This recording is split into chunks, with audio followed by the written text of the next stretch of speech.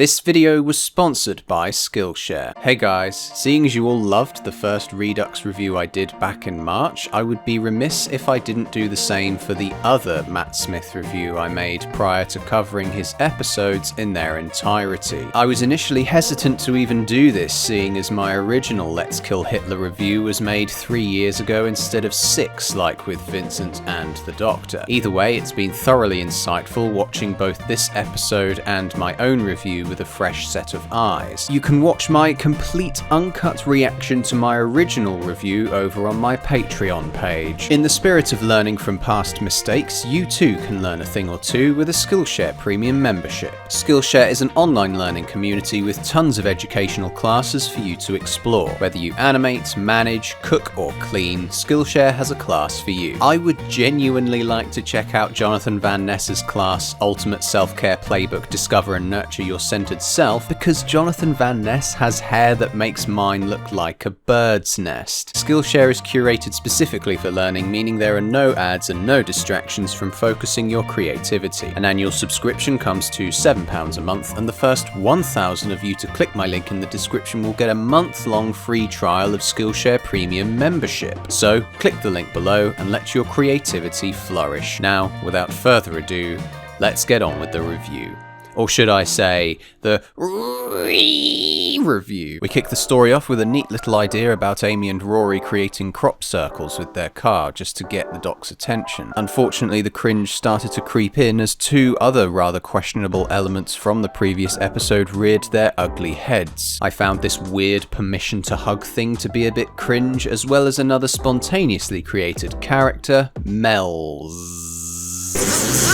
I think it's the fact there are at least 3 episodes, or should I say, opportunities, to make Mel not seemingly pop into existence. They try to justify putting her in here with this super cringy flashback with some appalling child acting, and I suppose the other workaround for Mel's is that her being River means that she has in fact appeared in the show before, but the gaps are so gapingly large and there's very little time to fill them in. I'm their best mate. Then why don't I know you? I danced with everyone at the wedding.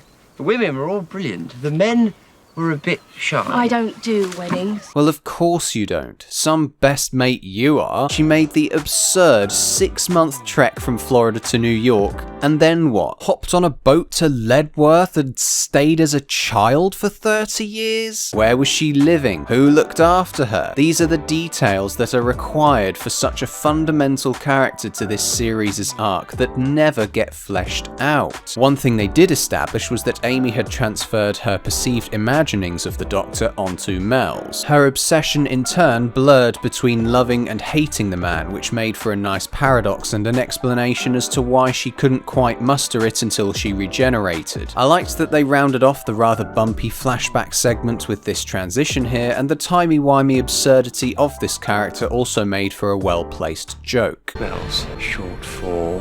Melody. Yeah, I named my daughter after her. You named your daughter after your daughter. Turning onto the main event of Hitler's attempted assassination, we're introduced to this vague Justice Department thing disguising itself as Nazi officers. It took a tremendous amount of time and effort for one man to be cloned, and yet after River does her whole regenerative shockwave thing, they somehow inhabited another motorbike officer that Rory punched. Strangely, they were able to spawn another motorbike out of thin air as well. Their other gadget of authorization wristbands, accompanied by these stupid jellyfish robot things, left a lot to be desired too. I'm not sure if it's the way they were filmed, but I honestly can't stand their design or voices. I thought it was hilarious as well that the Tesselector didn't just have 2 landing zones, one for the innocent, one for the guilty, to prevent accidental deaths from happening. They could have been a really dangerous, morally grey and interesting bunch of people, but of course they'd just get killed off with the goddamn wristbands. What a waste. The scene in Hitler's office was rather hit and miss too. Eric Zimmerman walking into his office with Hitler reacting to him like he's a total stranger. What do you want?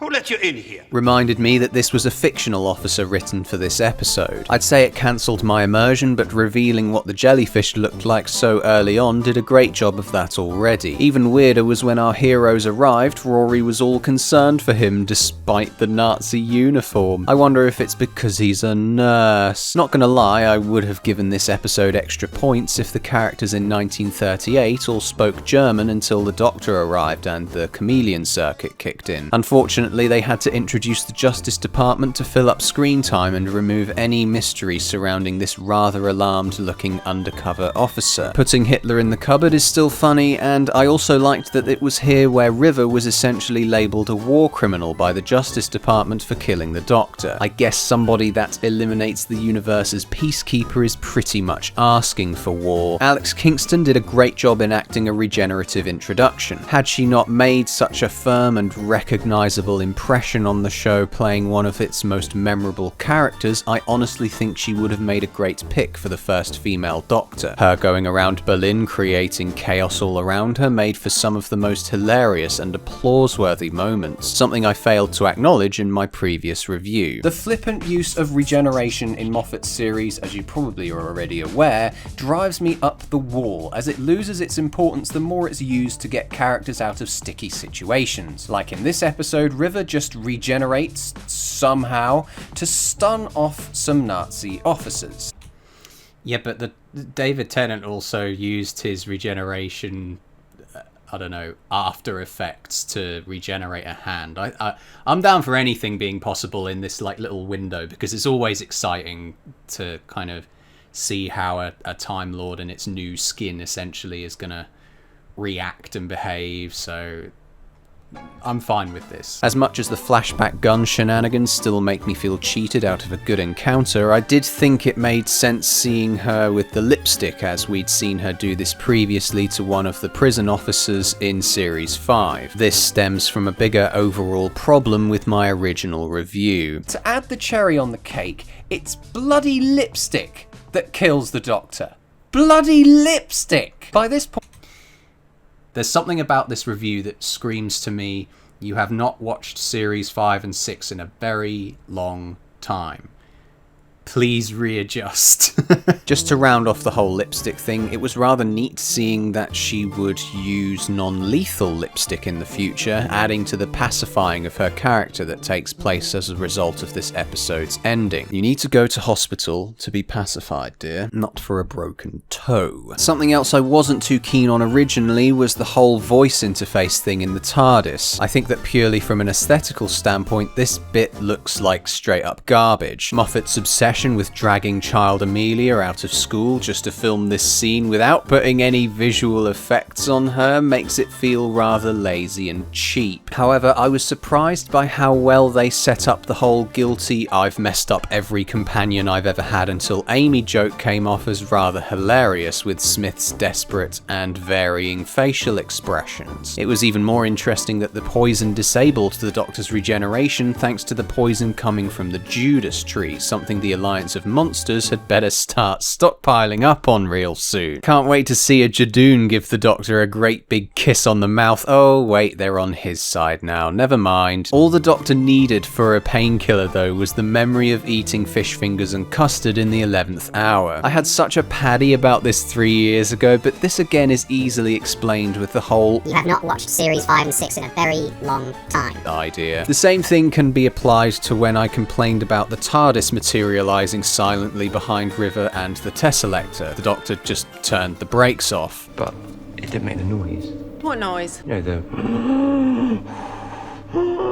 It's not supposed to make that noise. You leave the brakes on. Though his squeaky front door was never heard, so they're not entirely off the hook. Must have lubed up the doors before he came out. We return to the most recycled set in Cardiff for the final showdown. I still dislike the big overly dramatic appearance of this poisoned Doctor. Not only knowing that this isn't where he ultimately meets his end, but it just drags the speed that has been built up in this episode down to a snail's pace. face. Being reminded that he's dying in every other line of dialogue isn't really helpful either. I'm not really sure how I feel about all these rules he's spontaneously establishing, nor the idea that the Silents aren't these guys, but is an umbrella term for a plethora of individuals we've met in Series 6. Ultimately, it doesn't lead anywhere substantial. Silence will fall when the question is asked. What question? Unknown. Because it's just more teasing, really. I also thought it was a shame that the Doctor was only really required to remind his companions to do the right thing and stop the Tesselector from torturing their daughter. Just stop now. She's your daughter. Just stop now. What do we do? What do we do? How?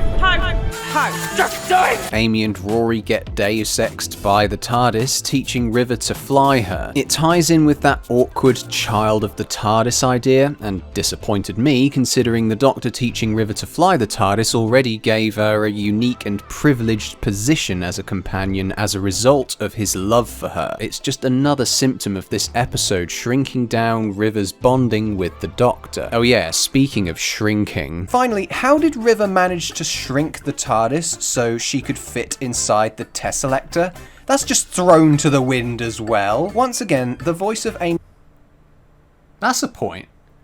How do they shrink the TARDIS like that? Harry, just say it's a compression field and move on. From here, we get to see River reviving the Doctor with the remainder of her regenerations. I quite liked this in concept because she's sacrificing something she as a psychopath would no doubt take for granted. Though I'm not really sure enough happens in the episode to justify this transformation in River so early on. River needs to literally be put in her place in the narrative. Her psychopathy is presumably cured. The Doctor lies. There's your book. Now you're studying archaeology. Great. Sorted. It's good that there is a cost to the Doctor's death this time, hinting that more payment could be required to fix up the death from episode 1. The episode wraps up with River being cured of any remaining urges to kill in the greatest hospital in the universe. So that's it, we just leave her there.